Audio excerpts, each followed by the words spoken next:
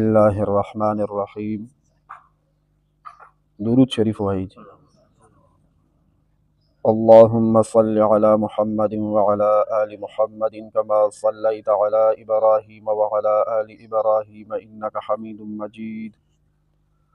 اللهم بارك على محمد وعلى آل محمد كما باركت على إبراهيم وعلى آل إبراهيم إنك حميد مجيد. 1640 نمبر حدیث شریف دی. 1440 نمبر. وعن عبد الله بن جعفر رضي الله تعالى عنهما، د حضرت عبدالله چې د جعفر رضی الله عنه زوی دی. دواړه صحابه دي، پلار او زوی، بختور دي. دواړه د پلار او زوی د پیغمبر علیه السلام صحابه کرام دي. الله پاک د دواړو نه، پلار او زوی نه دی الله راضي شي. الله پاک دې د خپل ځان نه راضي کړي او الله پاک دې زما ستا او د ټول امت د طرفه بهترینې بدلې ورکړي. ان النبي صلى الله تعالى عليه وسلم امهل آل جعفر رضي الله تعالى عنه ثلاثا. جناب نبی کریم صلی الله علیه وسلم د حضرت جعفر رضی الله عنه د کور خلکو ته په مړي باندې د غم کولو د 3 ورځو مهلت ورکو. داسې کار شوی چې حضرت جعفر رضی الله عنه شهید شوی، وفات شوی. دا د حضرت علی رضی الله عنه سکر ورو جعفر رضی الله عنه، او دا غزوه موته کې شهید شوی، غزوه موته هغې کې شهید شوی. نو نبی علیه الصلاۃ والسلام د دې په وفات او په شهادت باندې د دې د کور خلکو ته 3 ورځې د غم کولو اجازت ورکړو. دا خبره یاد وساتو، په مړي باندې 3 ورځو پورې غم کېدی شي.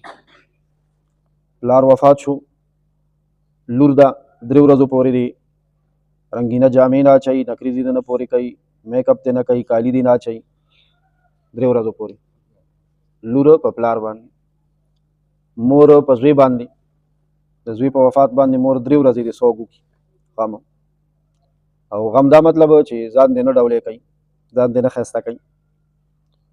خور دې د رور په مرګ باندې 3 ورځې غم وکړي. او ښځه چې ده که نه، ښځه دا به د خاوند په مرګ باندې دې کې لږ تفصیل دی. که د ښځې ماشوم په ګېډه باندې امید سره یو دې دوران کې خاوند وفات شو، نو بس چې کله دا ماشوم پیدا شو که نه، نو د دې عدت ختم شو، د دې غم هم ختم شو. که زر پیدا شي، اوس سحر جنازه وشوه که نه د خاوند، او غرمې له ګنټه پس مازدیګر زوی پیدا شو، بس د دې سوګ او عدت هم ختم شو. وأولاة الأحمال حملهن أن يضعن وأولاة الأحمال أن يضعن حملهن. دا قرآن شریف کې الله پاک ویلي. دا خطه پوسته ټول ورته توجه کوي چې کومه ښځه امید سره یې خاوند د خدای مکه په داسې حال کې وفات شو، نو چې کله خاوند وفات شو، دا امید سره ده چې ماشوم کله پیدا شو، ډیلیوري وشوه که نه، بس د دې عدت ختم شو، هغه میاد بني. بس د دې میاد دا ماشوم پیدا کېدل دي، نو هغه اوږدېدی هم شي او لنډېدی هم شي. که سحر خاوند وفات شو، مازدیګر له د دې ماشوم شو، د دې عدت ختم شو، اپاریس پې نشته. دا په سبا له بیا وادم کولی شي، نکام کولی شي، اجازت دی د شریعت د طرف نه، اجازت دی. زمونږ کورونو کې کم دی چې اجازت دی. مونږ خو ما ویلي وو که نه، مونږ خو پاټلی نه ډېر لرې تللي یو، ورک شوي یو. که را پیدا شو، نه بېله خبره ده، سمې لارې ته که رالو. الله پاک دې مونږ په صراط مستقیم باندې کړي. او چې د کومې ښځې امید نی او خاوند دې وفات شو خدای مکه، نو بیا به 4 میاشتې او 10 ورځې، 4 میاشتو او 10 ورځو کې به دا سوګ کوي، غم به کوي. غم به څنګه کوي؟ غم به داسې وي چې دا به رنګینه جامې نه اچوي، نکریزې به په لاس نه پورې کوي، خوشبویانې به نه لګوي، او میک اپ به نه کوي، کالي به نه اچوي، ځان به نه ښایسته کوي. د کور نه به هم نوځي، بې ضرورته به د کور نه هم نوځي. په دغه کور کې به دا د عدت او پرهیز تېروي. دا د خاوند حق دی، 4 میاشتې 10 ورځې. نبی علیه الصلاۃ والسلام د تر زوی وفات شو، د علي رضی الله عنه ورور دی حضرت جعفر رضی الله عنه. د حدیث مبارک کې راغلی چې نبی علیه السلام د حضرت جعفر رضی الله عنه چې د کور کوم افراد وو، هغې ته 3 ورځو پورې مهلت ورکړو د غم کولو. د غم کولو دا مطلب نه دی چې لکه د شیعاګانو غونته تورې جامې واچوي. بعضې خلکو پیشن دا دی که نه دا غټان خلک چې دي چې لږ داسې دغه ورته رسېدلی دی پیشن کوي نو هغوی بیا تورې جامې اچوي د غم دپاره. دا حرام دي. او یا جړاګانې کوي. مخکې خو به هغه ټپو والا ښځه به یې راوسته که نه د ښکته طرفونو ته چېرته یو ړنده ښځه وه په سترګو ړنده وه نابینا وه کېدای شي خو به مړی ا به یې راوسته په کرۍ باندې دا چې کوم پیسهدار خلک دي به راوسته ویر به یې کولو. په دې لعنت دی او دې سره چې څوک جاړي په هغې لعنت دی. د لاس جړه او د خولې جړه د زبان جړه دا منه ده. هغې خو موږ مخکې احادیث ویلي دي تاسو ته به خبره یادوي. ثم اتاهم بیا نبی علیه صلات وسلام ورله رالو څو ورځې پس تشریف یې راوړو نو دا خو د مړي کور دی که نه او جعفر رضی الله عنه شهید شوی دی. نو فقال نبی علیه السلام ورله دلاسه ورکوله د تره د زوی کور دی. نو لا تبکو علی اخی بعد اليوم درې ورځو نه بعد بیا ورکره تشریف راوړو وایي د نن نه بعد به زما پر اور باندې نه جاړئ. د نن نه بعد به زما پر اور باندې تاسو نه جاړئ.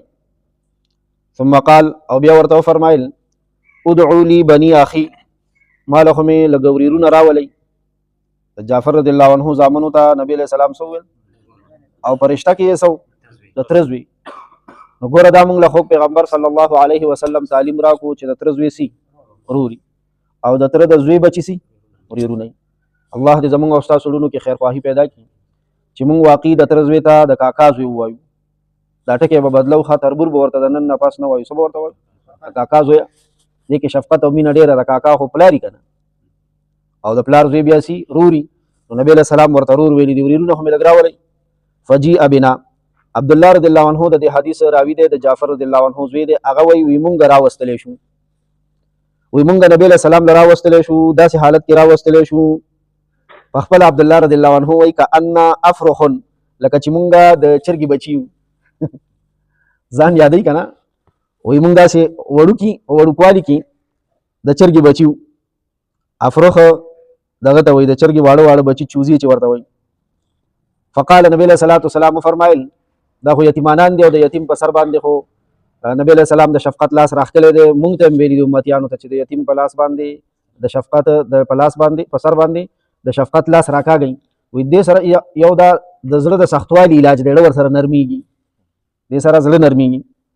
نو نبی علیه السلام فرمایل ادعو لی الحلاق ما له لږ نی راغواړئ نی رالو فامره نو نی ته نبی علیه الصلاة والسلام حکم وکړو فحلق رؤوسنا. حضرت عبدالله رضی الله عنه فرمای وایي زمونږ د درې واړو روریانو سرونه هغه حلاق هغه نه یو خریل. رواه ابو داود باسناد صحیح على شرط البخاري ومسلم. امام ابو داود رحمه الله سنن ابو داود شریف کی دا حدیث په کتاب الترجل باب حلق الراس کې ذکر کړی دی.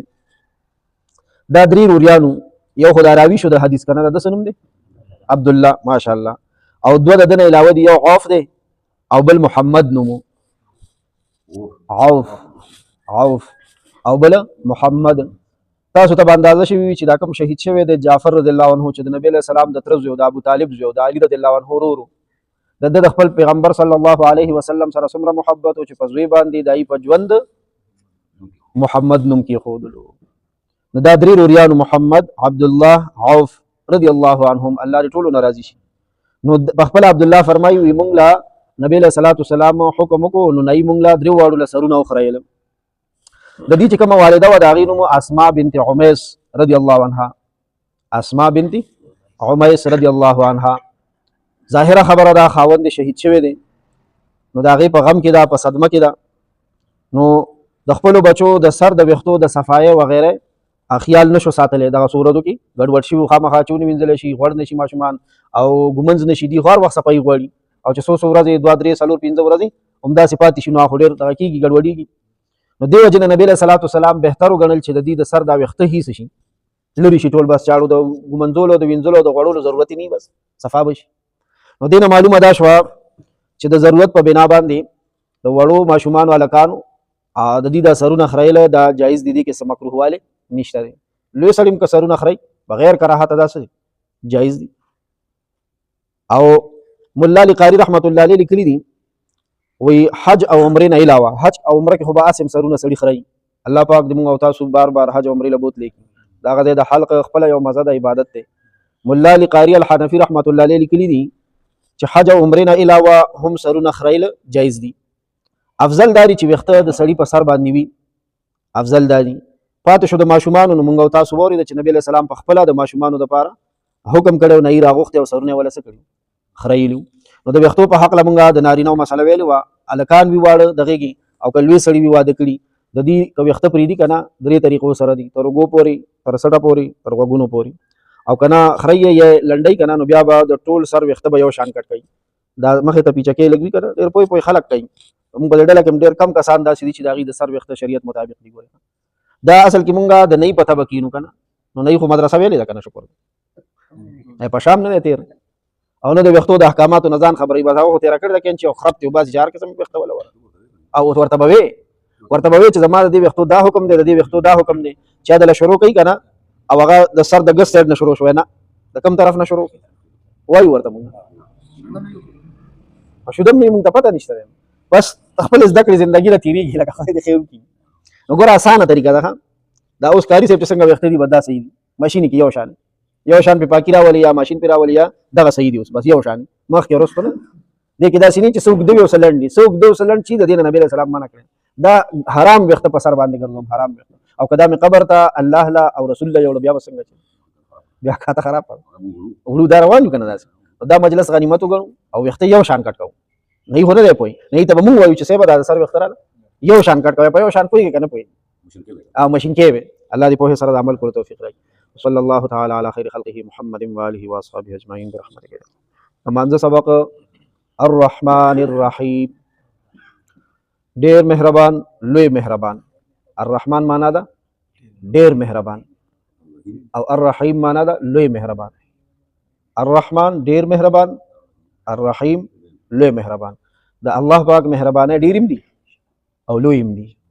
یو مهرباني چې ګوري د بلې نه سره لوی نه کسترګو نعمت ته ګوري نو دا څه لوی مهرباني را سره کړه. هچا خپل ته ګوري چې خپې مې سمې دا بل مهرباني غوګونه جبا لاسونه زړه دماغ رګونه سرمن پلي اډوکی وینا دا څومره څه دي اندرونی نعمتونه دینی روحاني جسمانی قامي فردي څومره نعمتونه دي مالی جانی لویم دي او ډیرم دي. نو الرحمن ډیر مهربان، الرحیم لوی مهربان. وصلی الله